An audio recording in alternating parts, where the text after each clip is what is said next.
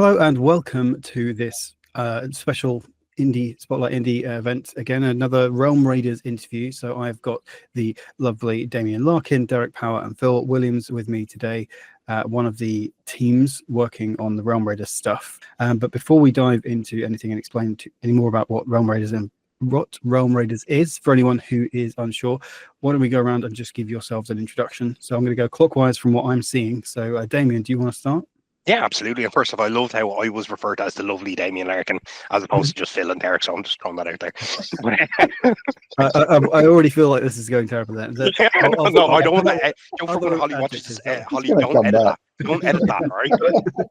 I'll come up with other things to call you that will be nice as time goes on. Really well. Look, my name is Damien Larkin. I'm a science fiction and fantasy author. My Irish military science fiction series, Big Red, there's 3 books in it: Big Red, Blood Red Sand, and Blood Red Steel. 2 of them were nominated for the British Science Fiction or BFSA Award. Best novel. Obviously, you didn't get best novel. I was up against Margaret Atwood, like a bunch of other bestsellers. So, but still, I take that as a win. I was part of an anthology called Skybreaker: Tales of the Wanderer. Derek was involved in that as well. We were finalists for the British Fantasy BFA, wasn't it? The BFA Award, finalists for that, for best anthology. Myself, Phil, and Derek were obviously contributing to the Realm Raiders project, which I have to say is absolutely fantastic. I think we're all having a blast with it. So I'm looking forward to obviously kind of seeing what the general reaction is to the overall kind of collaboration. I think we've all definitely invested in a lot of our kind of absolute batshit crazy ideas out there. So yeah, over to whoever's next. Derek, the fantastic Derek. Do you want to? Hey, see, beats lovely every time.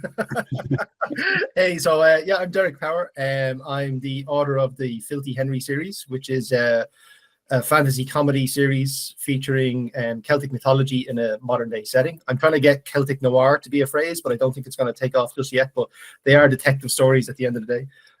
It's an ongoing thing, so I kind of don't have an end in sight. It's like every story is like a self-contained one in each book. I was involved in Skybreaker, as Damien said, and I've done one science fiction noir story called Duplex Tempest, which was the hardest thing I ever had to write because it's not comedy at all, and I just can't not write some sort of funny stuff into the books, so that's always entertaining. And yeah, I've been really enjoying the Realm Raiders, particularly because I got landed with these two. The group chat has been part and parcel. I think we should do it behind the scenes at some stage where we just show the messages in it, because the debates and the theories and the crafting and stuff that we were doing together was just hilarious. So it's been a great experience so far.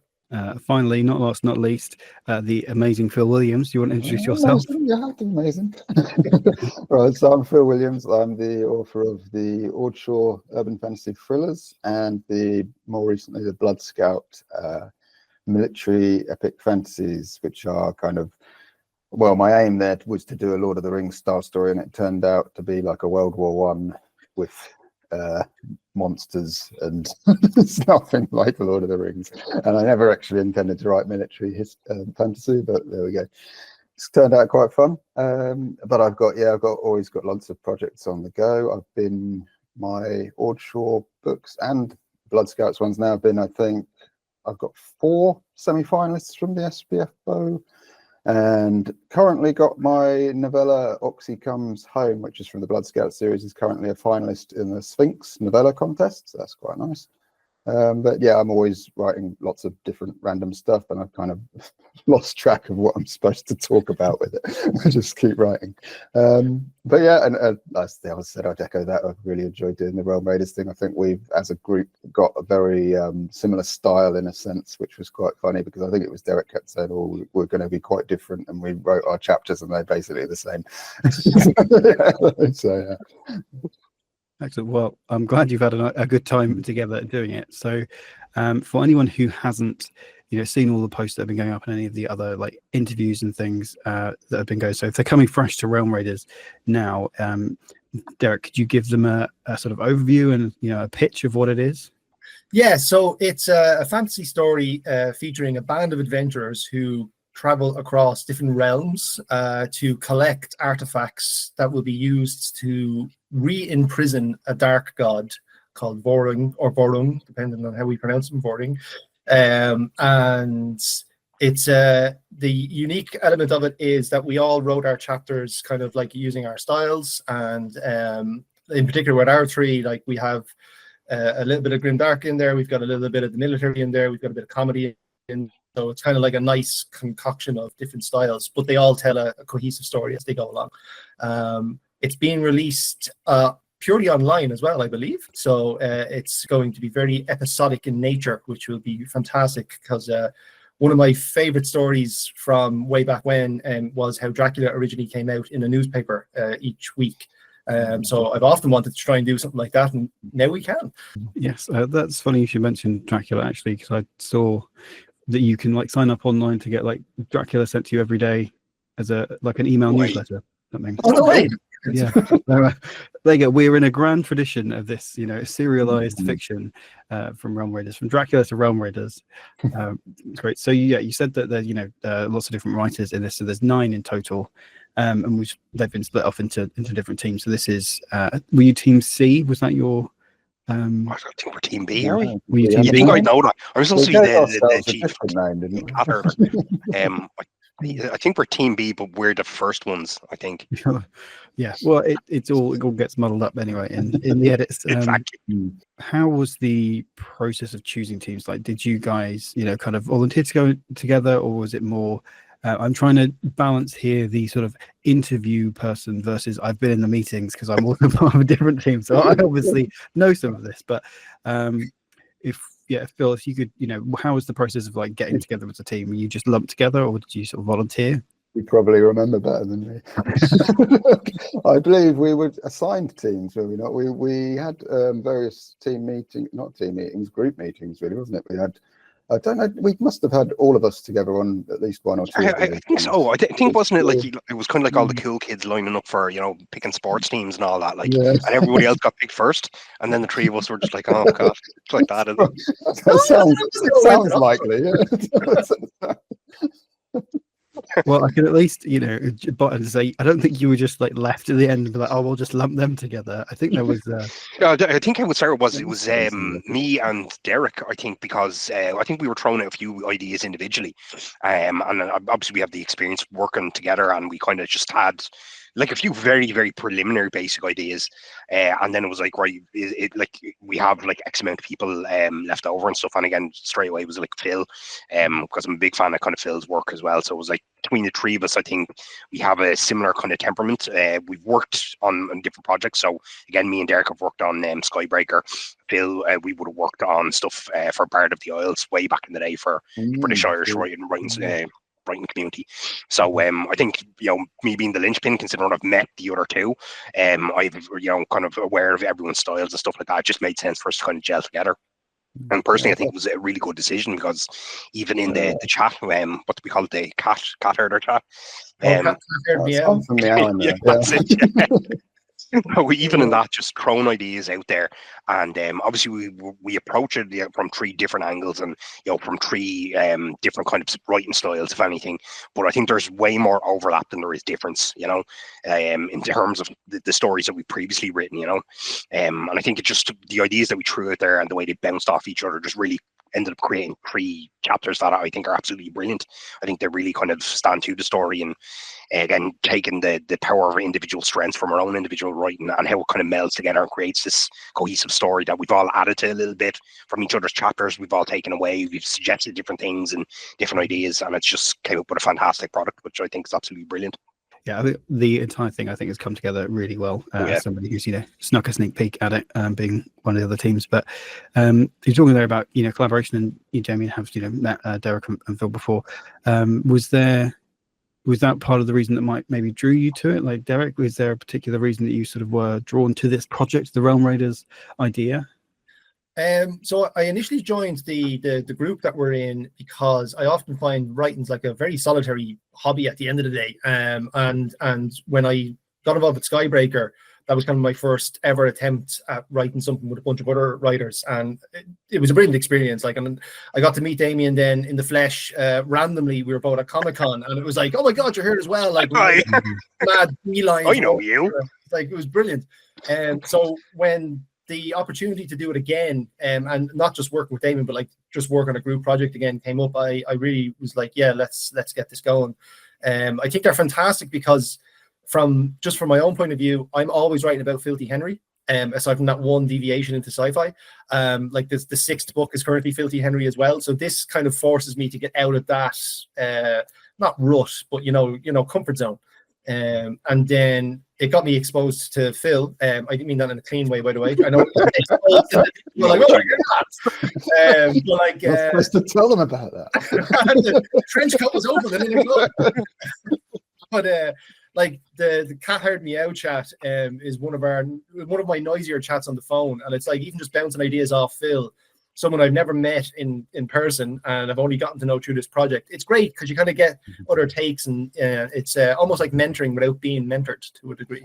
Bill, is that the same sort of thing for you, that just working with other writers is really interesting, or was there? Yeah, it came as, I mean, when Phil Parker invited me into the creative commune when he was setting that up in the first place, it came at quite a good time for me as well, because it's quite hard sometimes to keep connections going with other writers and even readers in your area and keep social with it. So it's always nice when you've got someone arranging these things to bring people together. I had one in Brighton which sort of fell apart not that long before Phil set all this up. So it was, I'm looking for opportunities to work with other people, even just to talk to other people about these sort of things. You don't necessarily meet similar interests in real life that often. Like, we have to kind of go out of our way to find, fellow weirdos. So, but yeah, I've done a bit with Phil as well before. So I've certainly read quite a few of Damien's books now, if not all of them. No, there's one I haven't, at least. I'll have to have a look. But I've worked with Phil quite a bit as well. We've done a few projects together in the past. So. Throw it to you as well, Damien. That I assume, is it the same kind of stuff? That it's just nice to work with other writers and to have that opportunity to that bouncing of ideas and create something different. Yeah, absolutely. I mean, ironically, I was there the day that the creative commune was conceived, and it was I don't mean that in a horrible kind of weird way or anything like, but it was like the first time I'd ever met Phil Parker. Like, obviously, I've known him years, like online from interactions. Between the two of us, we collaborated to create the British and Irish writing community. Now, obviously, we had more people involved in kind of running behind the scenes and stuff like that. But that idea was originally myself and himself chatting about that a few years ago on Twitter, and just saying, right, let's create a platform that specifically highlights and kind of promotes indie authors across Ireland and the UK, to see what we can do to kind of lift each other up and kind of share resources and create this kind of community and stuff. Now that obviously kind of petered over time. We did do some great things like create the e-magazine Bard of the Isles. I think we pulled a lot of writers together from across our kind of respective countries, created a lot of links and developed a lot of friendships. Over time, kind of petered out for a variety of different reasons. But like, I still kind of maintain contact with Phil. Obviously, like, I'd be kind of a bait and arc reader for him and vice versa. And he happened to mention to me there a while back that his son is living over here in Ireland with his wife and kids. Something he kind of mentioned just off the cuff or whatever. But he dropped me a random email. Now, this is a few months prior to creating the kind of creative commune. But he said to me that he thought it was really cool how I end up on random Irish radio, which is kind of like my thing.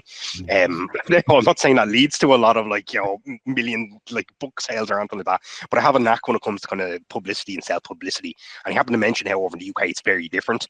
It's a lot harder to kind of get traction with even local newspapers or local kind of radio stations. And he said to me how, I'm obviously paraphrasing a little bit, but he said, I would absolutely love just one time, I just want to be on the radio. I just think that would be so cool to talk about my books. And as soon as he said that to me, I distinctly remember sending the email back to him and saying, Phil, you just give me like a day, okay? Give me a day. I got in contact with one of my colleagues, Helen Dwyer. She is the former chairperson of the Irish Writer the Irish Writers Union, but she also works for a local radio in South Dublin. Got onto her, just said, "Hey, Helen, any slots available?" Straight away, she's like, "Yeah, 100%." Let Bill know what the dates were. That coincided with him coming over to see his son. So I met him for the first time after 6 odd years of kind of writing to each other or kind of chattering on Zoom calls or whatever. I met him face to face for about half an hour over a cup of coffee before I brought him into his first radio interview. And as we were chatting, we were just talking about kind of collaboration. We talked about the old British Irish writing community, how if we could do something like that, but kind of maybe streamline it a little bit, as in rather than open up to just about everybody who wants to do it, kind of handpick people to start and say, right, who are the cool people that we know? Who are the people who are on the ball that, like, we're obviously fans of their work. We know that they're kind of keen indies, that they want to kind of network, they want to kind of promote not just themselves but also their craft and the kind of craft from their kind of communities. And like we just listed off a couple of names. Pretty much everybody who's in the creative commune now came up in that conversation. And I just remember when I was walking towards the radio station with Phil, he was like, "Man, I'd love if we could come up with some cool name for it." And I was like, "Yeah, think about it. It needs to be something that like rolls off the tongue. Something like, think about it. Some sort of creative commune.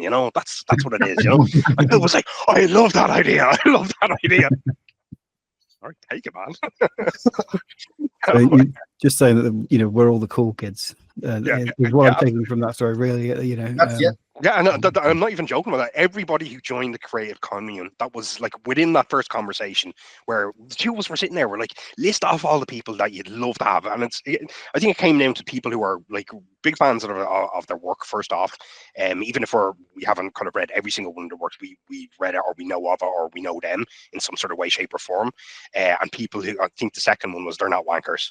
So it was like those two sets of criteria, and we had about like 15 or 20 names or whatever it is now, and it was like pretty much everyone involved in the commune now. So I'm kind of proud of that, No, just to cover myself, there's other people out there that like would also be included on that list.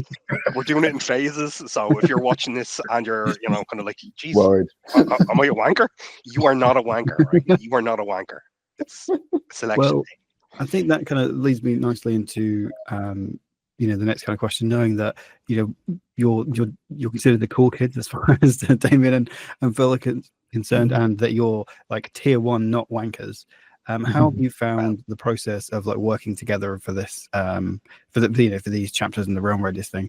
You've mentioned your cat wrangler chat being a sort of I'm getting the impression of just like chaos a little bit in that, but how have you found the process of writing collaboratively and having that kind of story to come together with all three of you versus maybe a work that you've done solo on your own books or short story anthologies? Phil, if I can come to you first for that.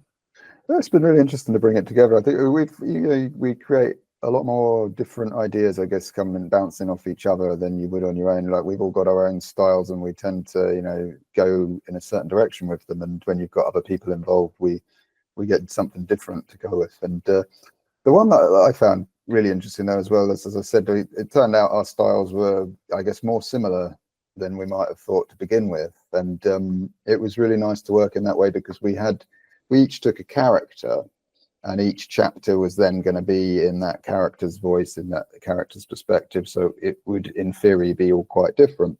But it's been nice to see how we've actually all adapted each other's characters, because each chapter has the other people's characters in it. So we've used each other's characters. So we've had to kind of develop a good understanding of who the other characters are, and we gave each other like notes on who the characters were, their background. So we know a lot more than went into these stories. We actually did quite a lot of background discussion, which was quite nice to develop these ideas together. So I think we come out with some quite different and curious ideas, but it was also nice to see how we brought that together and managed to maintain the characters across the chapters so that they actually feel the same, even though they've been written by different people.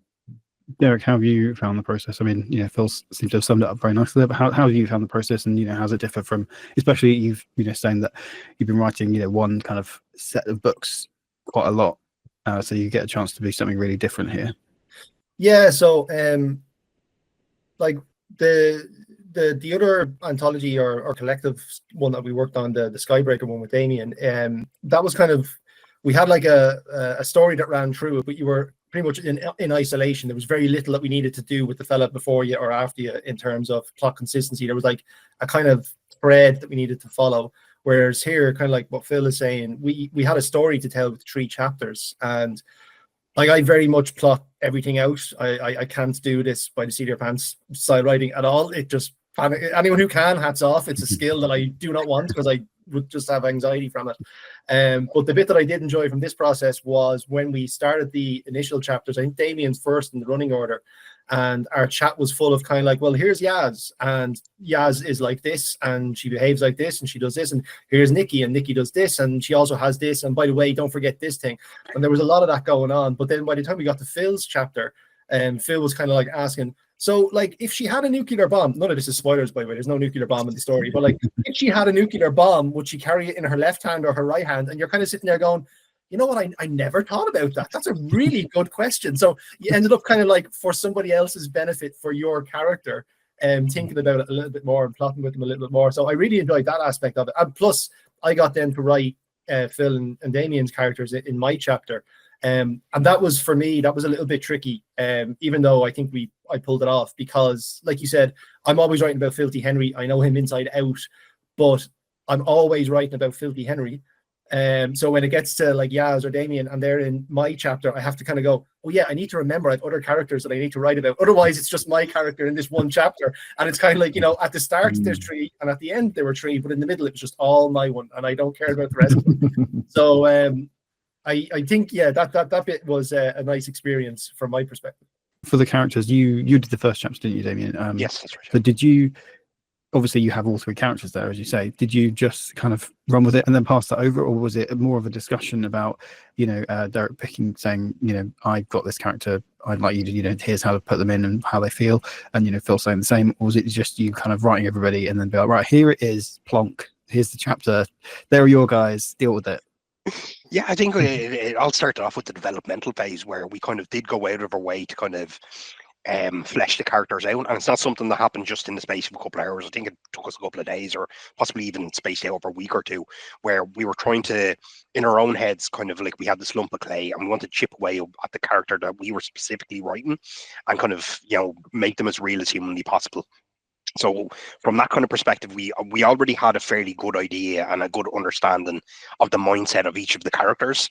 I think we chatted very loosely about the overall story. So for example, for my one, I wanted to specifically, I wanted to have a set in Bradshaw, which is, you know, Phil's fictional kind of world, because I'm a huge fan of the Bradshaw kind of series, and there is kind of magic and there is kind of portals and there's stuff there. So I just thought that for me it would be a really nice kind of jumping off point, just so I could say I just had one character just in Bradshaw for a little bit as my little bit of a nod there, you know. Even, and this is like, if you haven't read the Bradshaw ones, Phil, I actually had Citizen Barton in there for a while, because that's one of the characters in Phil's book, and I love him. He's just like a big muscly dude who just punches the living crap out of monsters the whole time. But then I was like, no, that's a step too far. He'd probably beat me up if I include that, so I just stripped it out. But I kind of wanted to have that as a jumping off point. I wanted to bring from the character I wrote about Damon, I wanted to show him moving the port. He opens the portal and then moving into the world that me and Derek wrote about in Skybreaker. So specifically my chapter of that, which is to do with a bunch of religious fanatics who are absolute like maniacs with, you know, swords and shields and stuff like that. So I kind of gave them, you know, the core points of what I was going to do. Started writing that. I am a bit of a pantser, unlike Derek, so I mean things took a wild kind of curve in a few different places there. But once I kind of had the main 4 points locked down, that's when I would have sent it on to the lads, and then based on what Derek would have written next and then Phil would have finished up with, we would have weaved it together then. So I think there was my ending for I think in particular didn't exactly match up with Derek's start, so I expanded that a little bit to kind of link in with what he was doing, and then so forth, you know. So we kind of weaved them all together. We talked about our characters. So when, say, Derek did me and Phil's character, he was kind of asking a few questions here and there, kind of wanted to get him just right, and then vice versa for Phil. So there was a lot of kind of collaborative intermingling to try and get it just right. But, you know, I think it paid off. From my perspective, I think it really shines, and it is a fantastic example of the spirit of collaboration, how we can all just work together and take each other's input. Like, there's a few times when the lads had some great ideas about my part of the story that were like, what if you do this, or what if you tweak this, and what if you change that, which really I think really polished it in the end. So yeah, one of the positive things to say about it. Yeah, well, you know, even within the teams, you're obviously focused on your 3 chapters, and then within that, you're also only really writing. Although obviously you talked about a collaborative process, 1 chapter specifically, but then when it comes all together, I think, you know, having read through it all, actually it comes together sort of really well and a really strong, you know, entire not novel, but, you know, half a web serial. So talking about, you know, collaboration and things like that, Holly in her interview with the team that she did, she was putting them on the spot, talking about what other chapters and like what other worlds maybe that the other authors have written that you're most excited about. Now, obviously, I've written a chapter there, so I'm going to remove myself from contention because otherwise we all know it's going to be a landslide for my chapter. So if we say, you know, out of the other chapters, yeah, and the other authors that what they've written, which of those are you sort of most think or most excited about? Maybe their style, the world that they've made.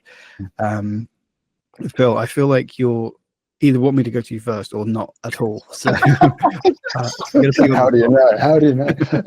I'll confess I'm being really slow on catching up with it. I've had a hard time keeping track of everything, but I'll say without any shade on anyone else, I'm quite excited to see where Frank and I think Rachel have gone with theirs, because people keep saying how dark it is. I want to know what's happened. It's like Frank's thing. Yeah. So I'm quite eager to see what's happened there. So yeah, that's our team as well, and I can say that there was with no so spoilers whatsoever. I think it went. Did you start it? I started it, and then Frank took over, and then I think we were slightly surprised the direction he took it in, and then Rachel had to finish it off. So you know that's excellent. Well, you know, we're just setting up the tension, so readers are going to have to go and check that out.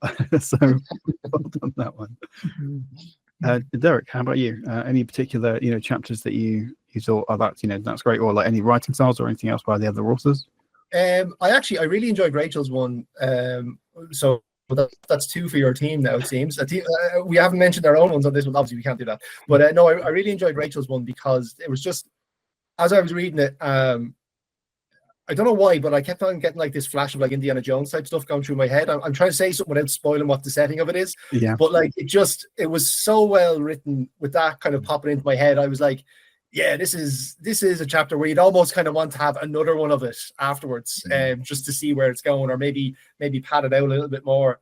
Because I think it was excellently crafted. And I know that's not necessarily her comfort zone in terms of what she usually writes as well. So knowing that going into reading the chapter, just added a little bit more flavor to the whole thing. So I really enjoyed her one. I thought it was fantastic. Yeah, I think she stretched her writerly muscle. She's mostly for our audience who may not be aware yet. She, you know, focuses more on romance fantasy and stuff like that. So there's an element of that in her chapters, but not as strongly as perhaps she might do normally. Damien, what about you? Is there any other chapters that you think, oh, that was great, or, you know, even just you know, the style or anything like that? I'm going to shine the spotlight on the other team there. You know, give them a little bit of kudos. So the likes of, I think it's Holly and is it Ed Crocker? Holly sort of started the chapter off exactly that, and then leading into the next year, who was it? Simon Kirwan, I think, is the one after. So yeah, I thought that it was a really interesting approach, because in terms of style, it's a little bit different from how the likes of our team did it. So I just remember when I was reading Holly's and Ed's one, and like I was really interested by this world because it's really kind of bleak. It's obviously an impoverished kind of fantasy society. You get kind of like background references to kind of like these different kind of creatures and stuff that are in existence. There's a pestilence hitting like the next village over or whatever. And like I found it interacted really well in the sense that you have this poor down character who obviously kind of has a destiny ahead of him, or well, it's not obvious to him now or anything, but he's got that destiny kind of like on the horizon. It's such a bleak location, and as I was reading through the story, I was like they're taking up a lot of time, and I love it, by the way. I'm immersed in this world, but like it's a lot of detail building up to something, and then it moves straight into Simon's one, which is picking up the story as it goes along. And I was like, oh, that's how they did it. So they're sticking with the one kind of character, whereas we branched off in 3 different directions. So it allows that that chance to kind of get more immersed in this specific realm that you're in. Which I mean, that's it, rather than kind of follow the same formula the whole way through. It's good that you have that ability to kind of delve a bit more into the background and into the world building and into this specific kind of area. Because if you look at our chapters, they're jumping between, I think it's like 3 different realms total, 3 or 4. So you're bouncing back and forth between these different locations, where in this one it sets it up nicely. So it's like a slow kind of gradual increase in the pace as it goes along, which to me struck me more as a novel type of flow of the story. So it was more like you're reading an actual book than chapters in an overall story, which I thought that was really well executed. Now, talk about worlds there, and there's a kind of quest that Derek, you touched on it earlier as well. Your characters are being sent on, so I don't want to get too deeply into that for fear of spoilers. There are a few artifacts that each team, or an artifact that each team is dealing with. So as I said, I think those have been revealed. So I think we're safe to at least describe what it is, the artifact that your team is after.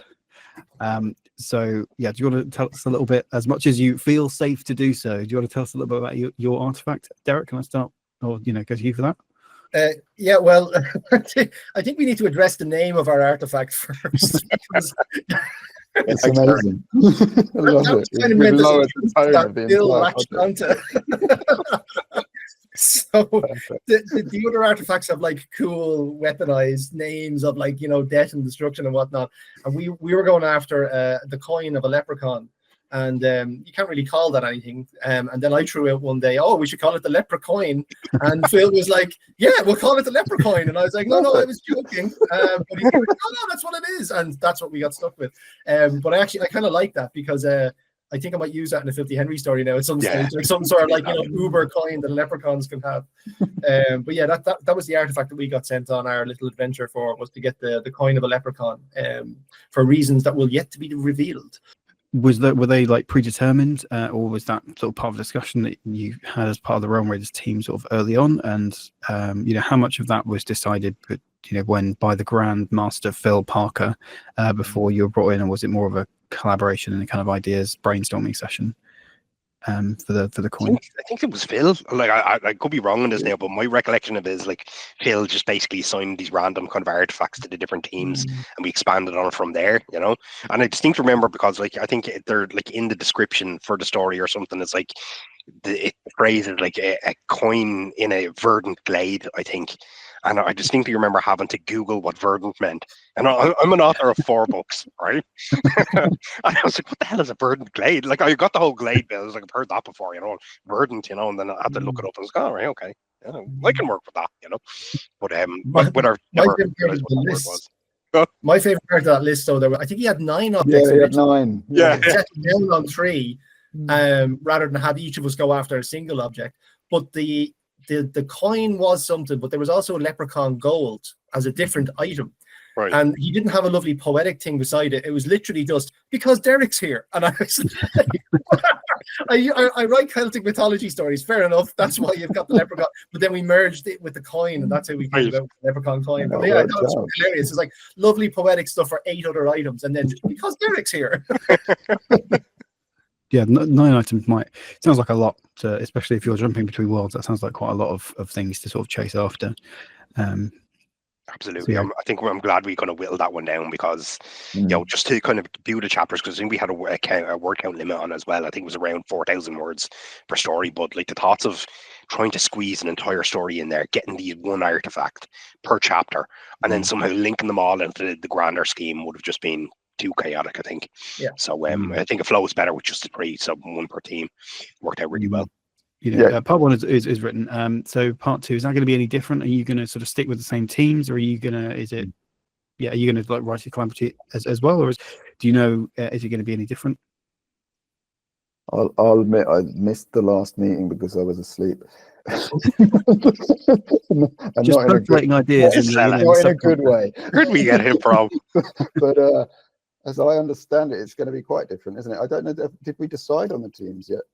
Yes. So that we did. Yeah, you missed that in the last meeting, I think, because you were asleep. Maybe I think where you were asleep. Maybe I'll ask again. We'll come to somebody else. In all fairness, I was abroad. So I have a reason for that.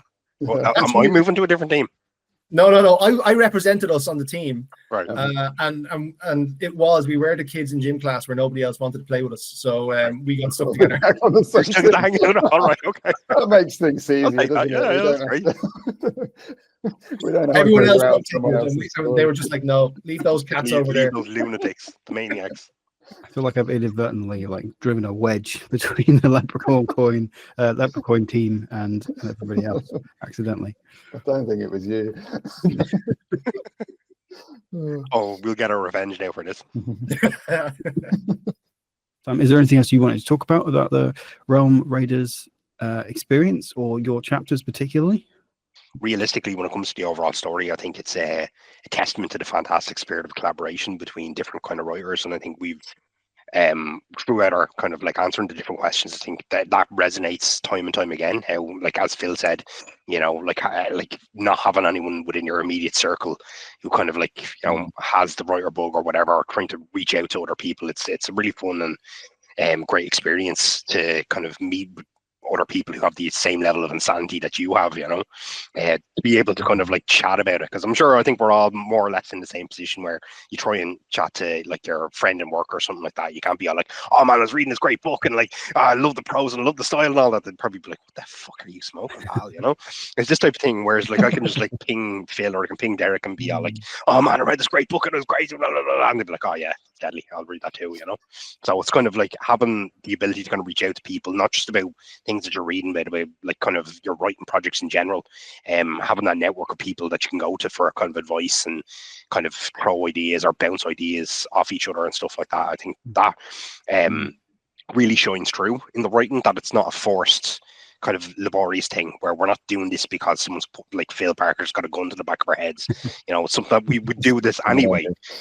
We're just doing it together and we're kind of like having a lot of fun in the process. So from everything that I've read, I think it really shines through that it's a bunch of authors who are just having a bunch of crack, who are just really, really enjoying themselves and having a blast.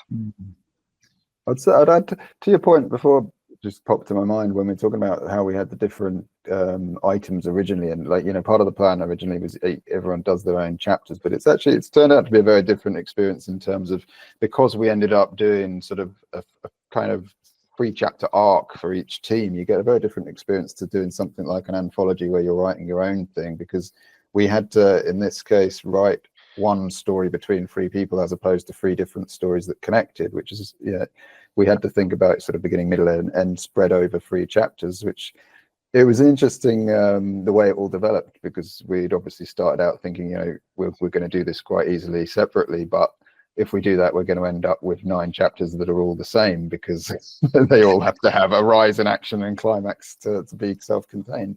So it's quite interesting to think about it differently in terms of these, that we're not writing chapters that are self-contained anyway. Did you find as well, to jump onto that a little bit, did you find that you were approaching it differently, knowing that it was going to be a serial as well, or was it more just you trying to sort of make that you know, that 3 sort of chapter arc quite tight, or was it knowing that it's going to be kind of a weekly serial? Did that affect your process at all? It did for my chapter, because I decided to this is where I caused problem for Damien. I actually start in the middle of the story with my one. I don't build up to anything. I kind of like, you know, have the huge event you would build up to, that just happens, and then the rest of my chapter is like after the huge event, and what goes on from there. And I took that liberty because I knew we were serializing it, and I knew that I could rely on the other 2 to bookend me nicely into a cohesive story at the end. And if I'd been the first chapter or the last chapter, I would have played by the rules. But because I kind of ended up in the middle, I was like, oh, here I'm gonna break the rules a little bit here. I'm gonna not build up to anything. It's gonna be Indiana Jones is already running away from the boulder. You never seen him lift the statue. You don't know what happened. I think it reflected really well, you know, because I'd be the type of person, I always want to be the first when it comes to that stuff, because I want to be first off, I don't want to say get it out of the way, but I want to like just do what I want to do, and then let everyone else kind of clean up after me, type of thing, you know. So it's kind of like I'm kind of similar to how you do, Derek. Like I like having the action at the start, you know. So I don't want to do this big, long, elaborate build up, and you know, where I'm kind of covering the background, the backstory. It's just straight into the action for me, you know. I suppose having that where all I needed to know was to build up to this one certain event, and then I could just have like what I like, which is like violence and kind of madness and mayhem up to that point, and then I could just be like, tag, you're right there, Derek, you take it from here now, you know. So I enjoyed the liberty and the freedom of that, you know. Yeah, Trying- because we had the word count limit, like we had the 4,000 words, whatever. Like me jumping right into the middle of the action, I saved like 1,000 words at the start that I could use at the end. Yeah, exactly. Yeah, and then like that, we knew Phil would do his thing. He's going to wrap it up there nicely with some interesting stuff. Not going to go into any spoilers or anything like that. But we're like, this dedicated veteran of like how many books now, Phil? Like, well, no, was it like I lost 9 or count, 10? you know. Yeah, exactly. Oh, no, This guy, he knows what he's doing. We're going to let him wrap this up nicely for us now, right? Yeah, He's got he the was definitely experience, the the anchor. skill set. He's going to bring it home for the win, you know. Yeah, I just took it and thought, how can I make it weird? And it worked. That's what I do. No, I think that's an example of us all playing to our strengths there, you know. As we're talking about Realm Raiders, and you said earlier, Damien, that you like went into Ordshaw, which is a realm. Let's call it a realm that you really like. Is let's do away with things like copyright infringement, and if you had another realm, another fantasy realm that you could write in, and not get into any trouble, and everyone's like really happy about it, what would you pick? Is that too big? Yeah, like to be honest with you, I'm a huge fan of the Smoke Pit Fairy Tales, which is like a science fiction fantasy kind of mashup. There's like obviously tons of kind of military kind of fiction in there as well, but it's written by a good friend, Trip Painsworth. It's some of the most craziest stuff I've ever read in my entire life. There's 12 books in the series. It's one of those things where it can pull at your heartstrings in 1 minute, make you vomit in the next.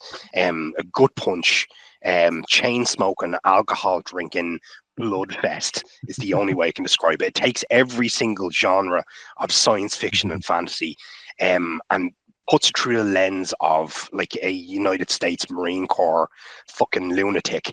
Like there's magic in there, there's fucking aliens, it's like everything you can think of, but he executes it so well. And like there's so many layers to the stories. And I've said to him a million times, like previously we chat at least once a month, him and a few other kind of people like Tam Dorother Jackson and Michelle Packard, and 2 other fantastic authors would meet up and we kind of chat. And like the amount of times I said to him, just open it up to people. Like I would love to write the fan fiction in that world, kind of cross over my kind of Big Red, kind of the Mars Occupation Force, but in the Smoke Pit Fairy Tales universe, and just hooking shit up and just blowing things up, and stabbings and bombings and hand-to-hand combat and cigarettes and shit ton of booze. So never know. I'm still holding out. One day he'll have you right now. Derek, what about you? Is there a realm that you'd like to investigate writing in? Writing in. This is usually where I say Discworld, and then somebody calls me out because all I ever talk about is Discworld and Terry Pratchett. But one that I would love to actually, if I'm not allowed to say Discworld, was the worlds that the Deathgate cycle was based in. I don't know if you're familiar with that series.